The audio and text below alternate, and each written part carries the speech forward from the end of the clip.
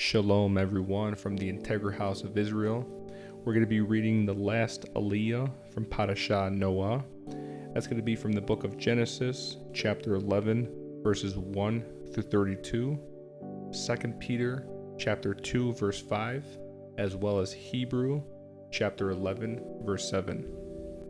At one time, all the people of the world spoke the same language and used the same words. As the people migrated to the east, they found a plain in the land of Babylonia and settled there. They began saying to each other, "Let's make bricks and harden them with fire." In this region, bricks were used instead of stone, and tar was used for mortar. Then they said, "Come, let's build a great city for ourselves with a tower that reaches into the sky. This will make us famous and keep us from being scattered all over the world."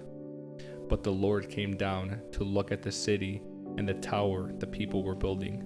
"Look," he said, "the people are united, and they all speak the same language. After this, nothing they set out to do will be impossible for them. Come, let's go down and confuse the people with different languages. Then they won't be able to understand each other." In that way, the Lord scattered them all over the world, and they stopped building the city. That is why the city was called Babel, because that is where the Lord confused the people with different languages. In this way, he scattered them all over the world. This is the account of Shem's family. 2 years after the great flood, when Shem was 100 years old, he became the father of Arphaxad. After the birth of Arphaxad, Shem lived another 500 years and had other sons and daughters. When Arphaxad was 35 years old, he became the father of Shelah. After the birth of Shelah, Arphaxad lived another 403 years, and he had other sons and daughters. When Shelah was 30 years old, he became the father of Eber. After the birth of Eber, Shelah lived another 403 years and had other sons and daughters. When Eber was 34 years old, he became the father of Peleg. After the birth of Peleg, Eber lived another 430 years and had other sons and daughters. When Peleg was 30 years old, he became the father of Reu. After the birth of Reu, Peleg lived another 209 years and had other sons and daughters. When Reu was 32 years old, he became the father of Serug. After the birth of Serug, Reu lived another 207 years and had other sons and daughters.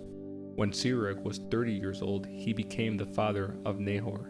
After the birth of Nahor, Serug lived another 200 years and had other sons and daughters. When Nahor was 29 years old, he became the father of Terah. After the birth of Terah, Nahor lived another 119 years and had other sons and daughters. After Terah was 70 years old, he became the father of Abram, Nahor, and Haran. This is the account of Terah's family. Terah was the father of Abram, Nahor, and Haran was the father of Lot.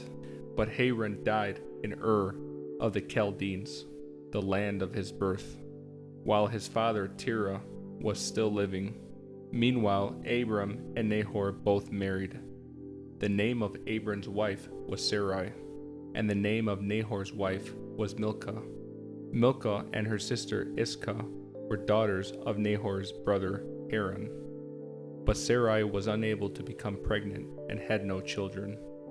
One day Terah took his son Abram, his daughter-in-law Sarai, his son Abram's wife, and grandson Lot, his son Haran's child, and moved away from Ur of the Chaldeans.